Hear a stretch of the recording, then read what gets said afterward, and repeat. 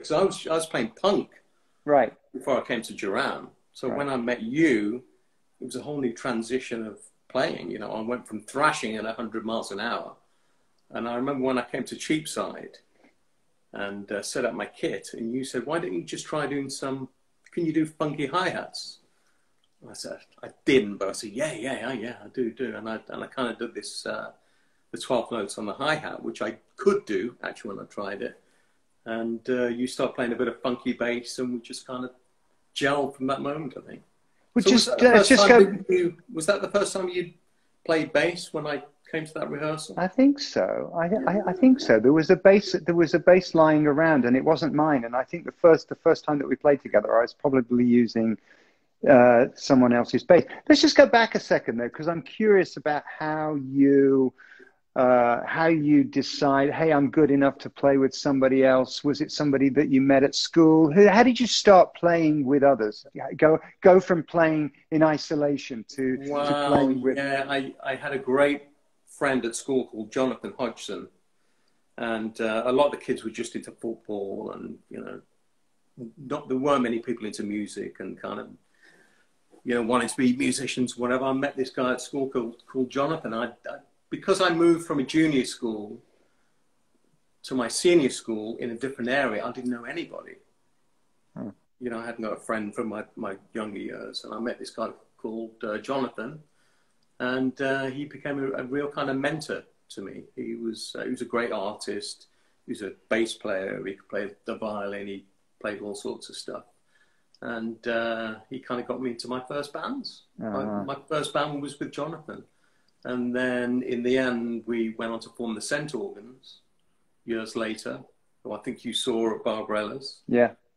And the singer of the Cent Organs, Jeff, went on to become one of the first members of Duran Duran. Remember, he was one of the first singers. Yeah. So we all kind of related back to this kid at school that had a different outlook to everybody else that I was lucky enough to befriend.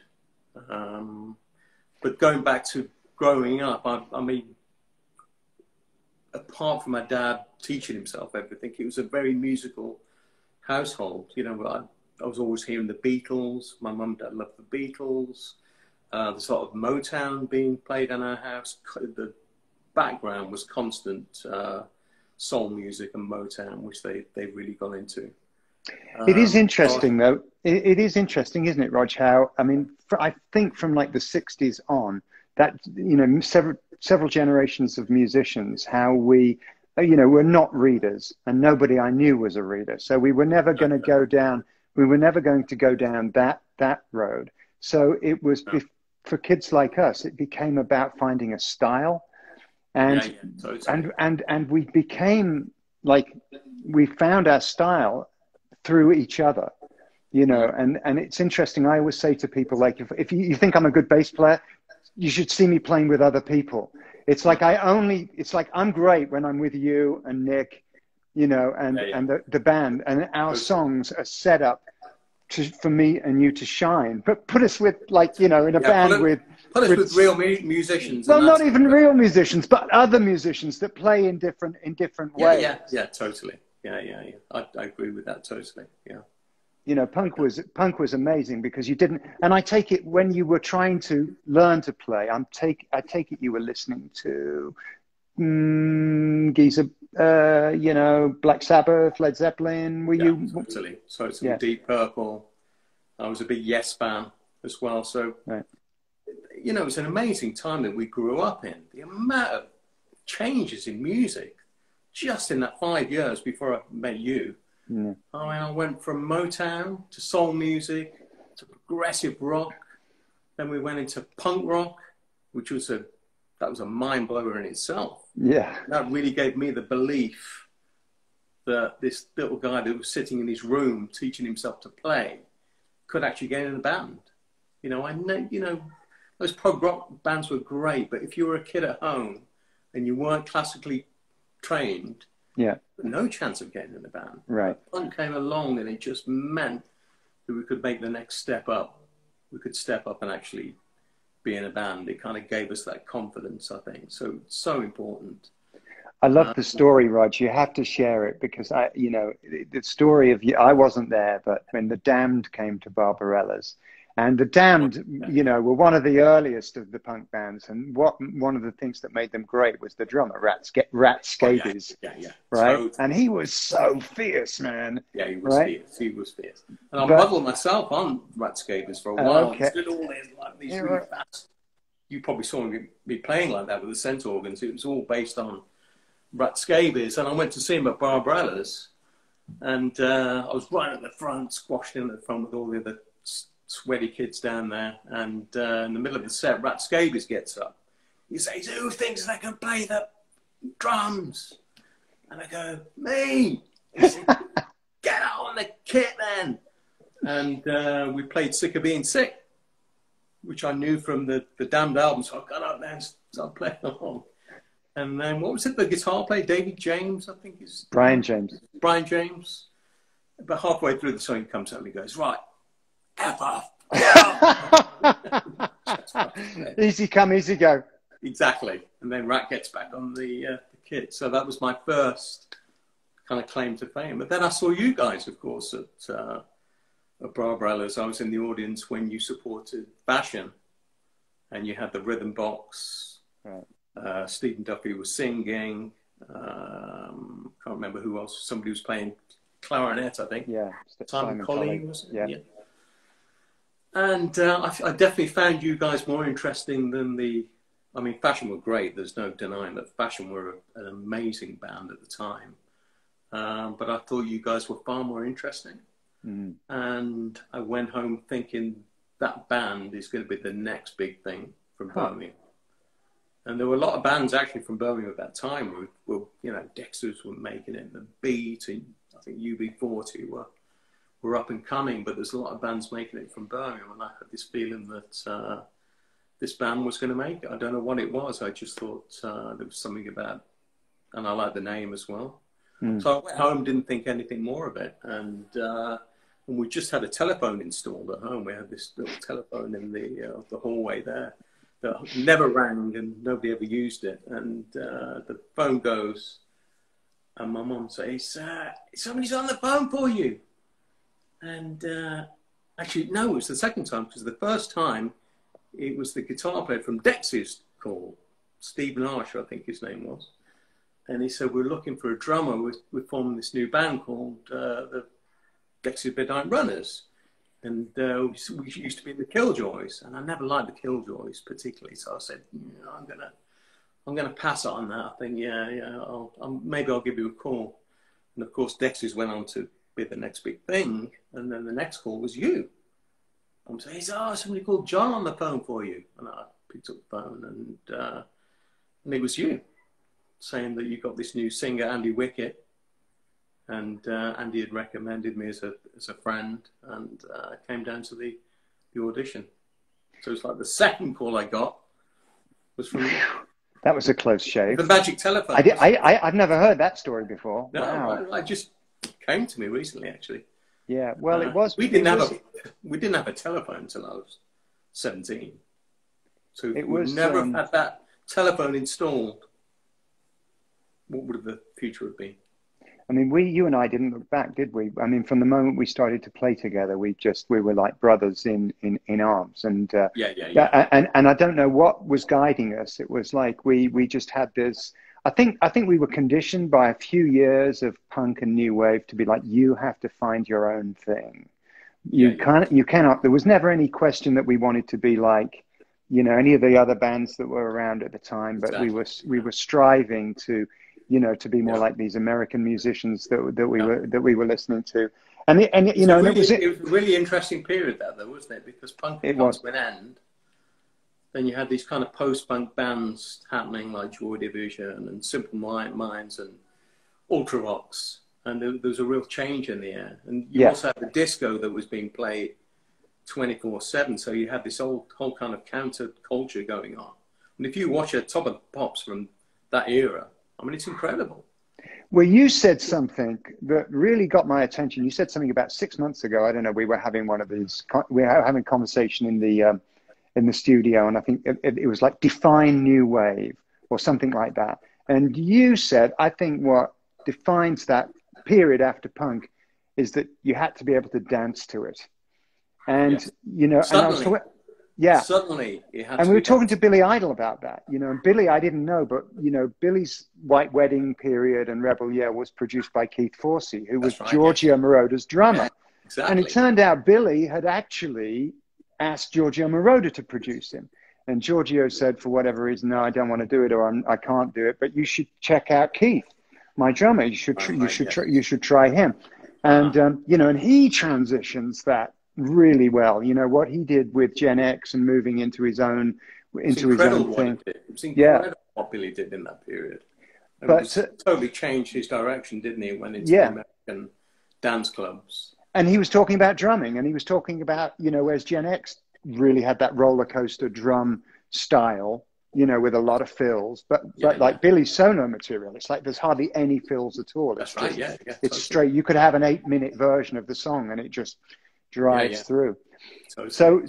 So we were listening. So we'd gotten a taste for. I mean, disco also was big for me. It was like a guilty pleasure. I was like, I love this music, you know, and so many of our friends didn't, you know. Well, I remember coming. I think I came to your house shortly after that rehearsal, and we went up to your little room upstairs, and you got your record player out. You said, "Now listen to this," and I think you put the Sex Pistols on. Then you put the Chic album on, and we sat there and listened to the Chic record, and that was almost like the manifesto of how we would play for the next 5 years. Just in that moment, I mean, I'd kind of been aware of disco. And it was always that if you're in the pub, it was playing or whatever. Right.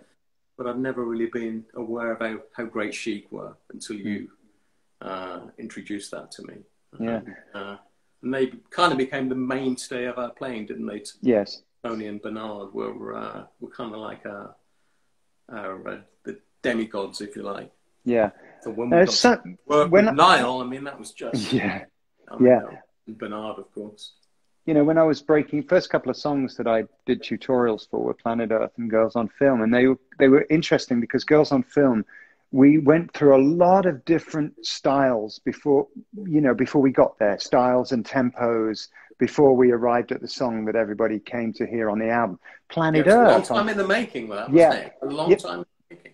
Planet Earth, on the other hand, I feel that we wrote it the way it is on the record. I can't remember there being any other way that we played that song, that it came very easily. Do you have any memories about? I think it was just the way we were playing at that time, wasn't it? I mean, it's totally Tony and Bernard. And I think the top line kind of reminded me of Do You Think I'm Sexy? Top line on that. Yeah. I'm almost doing Carmine a piece on that. Right. I think. And just like straight down the line kind of funky punk, isn't it? Yeah, exactly. And I remember that being a very easy song to record that. I don't recall any difficulty at all in the rhythm section. And actually, looking back, Rog, it took us, I mean, from the point that you and I met, you know, Duran there was quite some time then before we met Simon. Simon was the last guy to join. So by the time Simon joined, it was a really locked-in rhythm section. I mean, you, me, what Nick was doing with his sequencers, we had a real sound together. So by the day that Simon arrived, we were able to kind of unpack a fully. Did you have Andy at that point? Well, it was kind of around about the same time, wasn't it? We were kind of yeah. I mean, actually, you talk about Bernard. Last week, I was looking at Some Like It Hot. And, and the fact that, you came to New York and... the most expensive overdub in world. But what an overdub. Well, yeah. Well, hopefully it was worth it, but maybe you called me in London and said, do you want to come do some percussion on one of the tracks? And I said, yeah, sure, I'll come. And I was taken to the airport. I flew on Concorde. I went to some beautiful hotel on Central Park, and I sat there for about 5 days, waiting for the phone to call. And Bernard after about 4 days, Bernard called. He said, "Hey, Rod, yeah, we're nearly ready for you. What? I said, "Okay, yeah, I'm here. 2 days later, he finally calls, okay, Roger, we're ready for you. Come down to the power station now. Okay, yeah, got a cab, ran over there, got the Octoband set up. He ran the track down, and I went, bra, bra, bra, bra, bra, bra, bra, bra, and whatever the other fills were on that song. He said, okay, yeah, you're done. So I back to the hotel, Concord back to London, and that was it. It was like a 10-minute overdub. I mean, the cost of that session just must have been incredible. That's the downside. The upside is that it's magnificent, you know. And actually, I talked about. I mean, I went to the Bahamas to sit with Robert and get the lyric finished on "Some Like It Hot." You know, I mean, it was just we were just at a point that was the. I guess we're talking 85, early 85. Was Live Aid 85 or 80? Yeah. You know, I mean, it was just gone crazy at that point. Yeah. I mean, everything was just crazy. It was that real crazy time where I think everybody was getting a little bit fractured from each other, you know, doing different projects.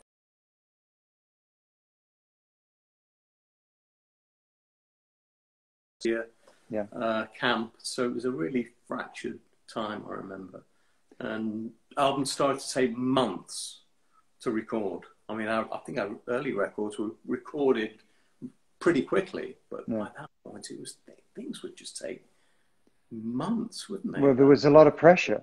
You know, there was a lot of pressure. There was the fear that, you know, if we don't get this right, you know, it's going to be, you know, it's all going to be over.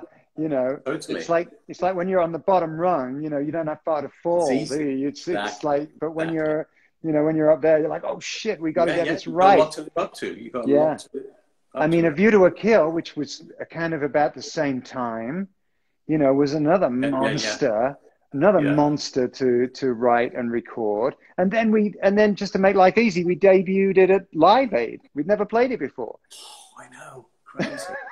And Wild Boys, of course, we did Wild Boys, which was another crazy memory doing Wild Boys. We did it in Fulham, didn't we? Maison Rouge.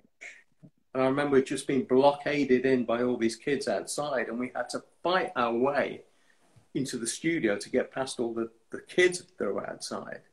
And then we had to deliver this song out of nowhere.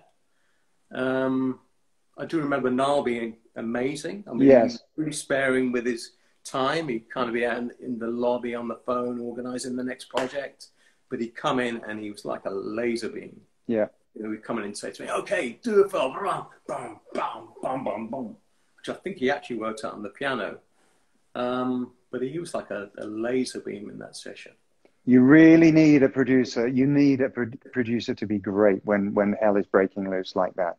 Yeah, you're right. You're absolutely right about that. I mean, he kept us focused because it's you know. And Bernard did too on V2K. I remember Bernard being very forceful and very assertive with us. You know, we really had to deliver in a very short period of time, and Bernard was amazing, I have to say. And after Live Aid, we didn't play together for many years. That's right. You know, what's your memories when you came back? I mean, even as a player, you know, when you came back, what do you remember being different? I mean, it was quite interesting, wasn't it? Fitting in with each other again. It was interesting, but I've got to say I was really glad to be back. Because once you've been in a band the size of Duran Duran, you can't really do anything else without being identified as that person. So I spent years really trying to reinvent myself, doing something else.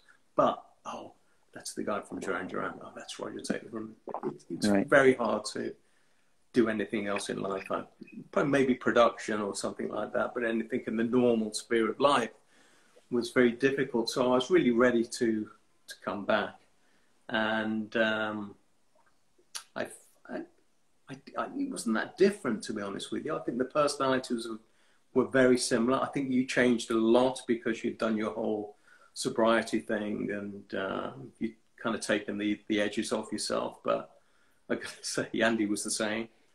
And Nick was similar. And, you know, he had the same kind of very delicate balance, I think, between the personalities. And there was, I don't know if you recall, there was quite a lot of friction in those early sessions. We rented that house in Saint-Tropez, and I remember it being amazing, but I do remember a lot of friction too, and it was the old personalities that were rubbing up against each other. The old resentmentos. Exactly, yeah. But I think that actually everybody had matured enough not to let that blow the whole thing apart, and everybody kind of got their heads down. Yeah. And I think everybody compromised, and we went on to have a really amazing few years, I think. And it's a few years that I really think fondly of, that reunion period. I think it was always going to have a certain shelf life because of the different dynamics that were going on. But I think it was a really incredible period. When did you start DJing? It was around that period, actually. I remember I was really getting into dance music. I think it was a great period for dance music at that time. And actually, I remember us in Saint-Tropez going to that club, which I can't quite remember the name. Le Cave du Roy. That's right, Cave du Roy. Yeah. And the music was just amazing, I remember. We all ended up on the dance floor, and it was that kind of real European-driven dance music. And it was just a great period for dance music, I think. And I got invited to DJ at the Met Bar in London, and I'd never done it before. So and they had CDJs, they had CD decks there, and I turned up with my shopping bag full of CDs. I just grabbed all my favorite dancehall records. I had no idea how to mix. I mean, Gisela was there. And afterwards, I said, how did it sound? How was it? She said, it was great. It was really great, but I think you should really have those gaps in between the records. So I was putting one record on, and there'll be a gap, and I'll put the other record on. So after that, I really made an effort to learn how to do it properly and mix the records together and beat match and all that stuff. So I had a good few years doing that. And as you remember, I was off away somewhere, DJing somewhere in the world. But it was a great period, I think. You reminded me, I think, something that people would be surprised if they knew how much Duran Duran, us guys, how much we love to dance. And we love, like, I'll say 4 out of 5 of us. We love to get on the floor and, you know, we'd like to have a bit of a boogie. We really do. Yeah, we do. Dad dancing, we call it. Yeah. But we've always had one foot in the dance floor, haven't we? Everything we've done has always, had a danceability. Apart from, of course, the ballads, but most of the stuff has had real danceability. It's funny you say that about having one foot in the dance floor, because I always told Travis, and I would tell his friends, I say, if you want to go out to a dance floor, just remember, you'll be all right as long as you keep both feet on the floor. You can't go too far on. And recently, one of his friends, we were somewhere out, and he goes, John, I always remember this bit of advice that you gave me. You always said to me, just keep both feet on the floor, and you'll be all right. That's very true. Don't move your hands too much. Right. That's right. Do you think, like, because we also had to, I mean, dance music and, technology changed the way that grooves would be built. I mean, in that time that we weren't playing together, let's say from 85 to, let's just say 90, end of the 90s. I mean, dance music had gone from being this organic thing that bass players and drummers and keyboard players, and guitar would work out, to being this very programmed thing, and as listeners, we rolled with those changes, and we loved, you and I loved, like, the Ibiza sounds and so on and so forth.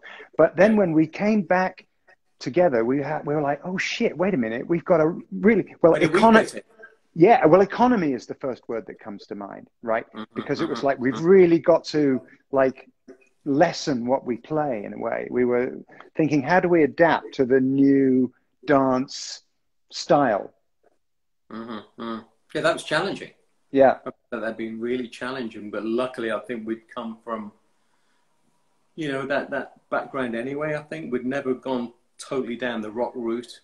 So I think we always played in a way that was kind of groove orientated. So I think it was a little bit easier for us. But I think we had to accept that, didn't we? Had to really embrace it. Yeah. And of course, some of the records have been, you know, been a lot more electronic based, haven't they? Which we've had to, yeah, you know, really embrace. Like Red Carpet Massacre was much more of an electro record. But I think that's the great thing again from the period of that we grew up. You know, we had Kraftwerk and Ultravox and all these, you know, the Human League. So we also had that as part of our diet, the electronic music. So that's almost part of our DNA anyway. So I think that's a route that we quite easily slipped into. Yeah. I turned on the comments, by the way. Yeah. What's that? I turned on the comments, so people that are watching in, they can, and you know, and if they want, if there's any questions out there, you know, we'll try to monitor them and see whether we can we can take questions. Yeah. What do you listen? I mean, I like to know, like, when you're just at home. I mean, what have you been listening to, like, the last couple of months, for instance? What do you find yourself listening to? You know, I've not listened to anything new at all. I mean, I listen to jazz in my kitchen, and I like to have classical music in my car. I'll put classic FM. Oh, really? On. Yeah. And you know, I've not really listened to a lot of new stuff this year. I mean, there have some of the things I've loved over the last few years that are, I like Jungle. I think they had a really great album, their first album. Christina and the Queens, I think. Oh, yeah. Amazing. XX had a really great period, didn't they? London Grammar. I really love them. Yeah. But this year, I've not really dropped in anything that it's really turned me on, to be honest with you. You know, people asking about. You know, I listen to a lot of classical music too, and I think because I want to listen to music, I really want to listen to musicians, and I really like listening to that rub between players. Yeah. And I can listen to, you know, programmed music. I like listening to hip hop and dance music, but it's a bit of a dead end for me. You know, I find if I listen to it too much, then it's like I lose any sense. I'm kind of like, you know, I'm at sea. I'm like, wait a minute, where's the bass? You know, and I've also become more of a grazer, like everybody else. I think I'm far less likely to go and buy a whole album. I'll tend to pick up, you know, tracks from here and there, which is a shame, really, because we grew up on those. The album was everything, wasn't it? I remember not really being particularly interested in singles as a teenager. It was all about the album and the artwork and the, you know, the smell of the cover. And, you know, it's a shame because we kind of grew up on that, didn't we? Well, it was a golden age. It was it was a golden age. I mean, it was the art of the album cover, you know, and you know, people conceiving of, you know, towards the end of the 60s, because I think, like, most of the 60s, even the Beatles, the Stones, Jimi Hendrix, they didn't really think about albums. It wasn't until right at the very end, and I think maybe the Beatles were the first ones to really sort of conceive of an album. You know, I think I forget which one it was. It wasn't Sgt. Pepper's, I don't think, but it was an album around about that time. It was the first. That was the first album where they sequenced the songs, and they finally put it in their contract. Then this is the way that the album has to be released around the world. That they would sequence these albums, but then America would say, "Oh, we don't want to open the album with that song. Let's open it with that song," and that's which is crazy, you know. Yeah. So once artists started these albums in like a day, wouldn't they? The Beatles, they'd go in and you know, very early. But okay, maybe a week. So a lot of people are asking about new music, and I mean, why don't you talk about where we are at on our new music adventure? Yeah, I mean, that's been really exciting, hasn't it? I mean, at home in lockdown, a lot has been a challenge, to say the least. But we've had these mixes coming through from the new record, and I've got to say that every day for me that I get a new mix is the highlight of the day. Yeah. And it's really exciting. And I speak with Errol Alkan most days about the mixes, and we've got Spike over there in LA mixing away. Yeah. So that's really been a bit of light at the end of the tunnel, I have to say. It's actually worked out it's worked out in a strangely beneficial way, hasn't it? That we're kind of all separate. I mean, and so we can't get in each other's faces about it's exactly. Very civilized the way that it's that it's coming in. And I think it's the first time for a while we've not actually been in a rush to finish a record, because usually, we've got a tour coming up, or this time we have these dates coming up, the Isle of Wight and Hyde Park and whatever. And that was kind of putting an end to the album project. But we've really had time, to focus on the mixing and really get these songs sounding amazing. I mean, time is really on our side at the moment, which feels good. People are asking about titles, but we're not there yet, are we? We're not allowed to say that, are we? No. So what about lockdown? What about lockdown for you? I mean, like, I think it was really hard at first, wasn't it? Because we're all used to just going somewhere. We're either going on holiday, or we've got a tour coming up, or we're going somewhere to do some promotion. And just that idea that you couldn't move was really difficult. And I found that really hard to accept. It was like, as we were getting locked down, it's like, where can we go? Well, what can we do? And maybe we'll fly to America or whatever. And I think I had to come to a place of real acceptance that I couldn't go anywhere. Yeah. Stuck here. And not stuck here because I'm lucky I have a nice house and I have a great family, but it was an acceptance that I can't actually move anywhere. And that it was a real chance to actually live in the moment and appreciate the simple things in life. What do we need? We need food, we need water, we need air, we need some exercise. And it was for me, it was a real honing back to those core kind of values. And it was really back to square one, wasn't it? It's like you were just stuck there. And now that everything's actually opening up, I mean, I think there's a great feeling of appreciation for the things that, we haven't been able to do for months.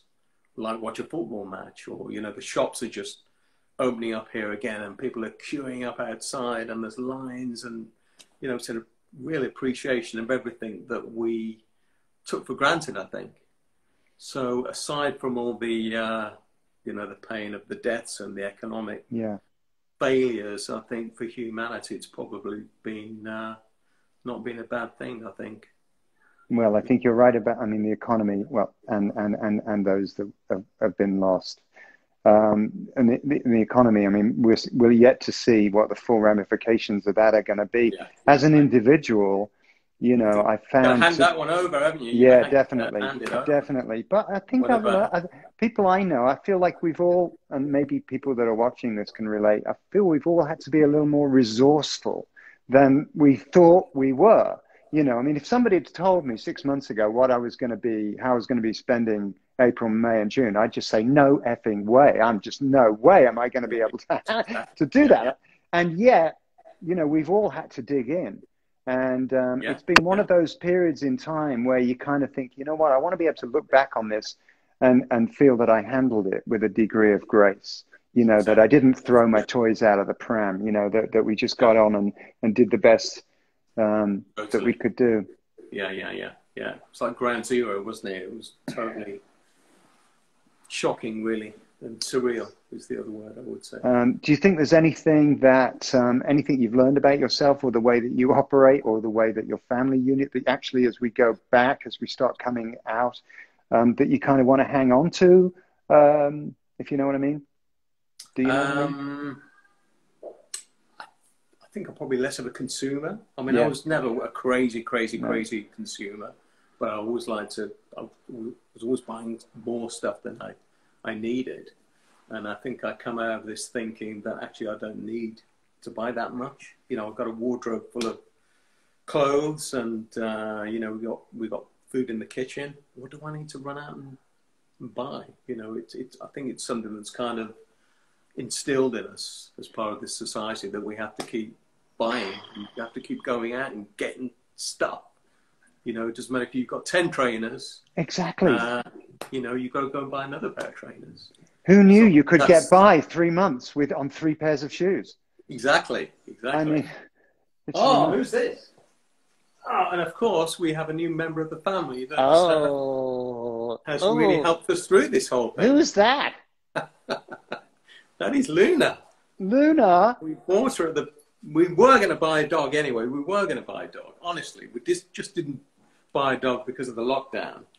We got this little fella at the beginning of the lockdown, and it's been the most amazing experience watching her grow up. She's so fluffy.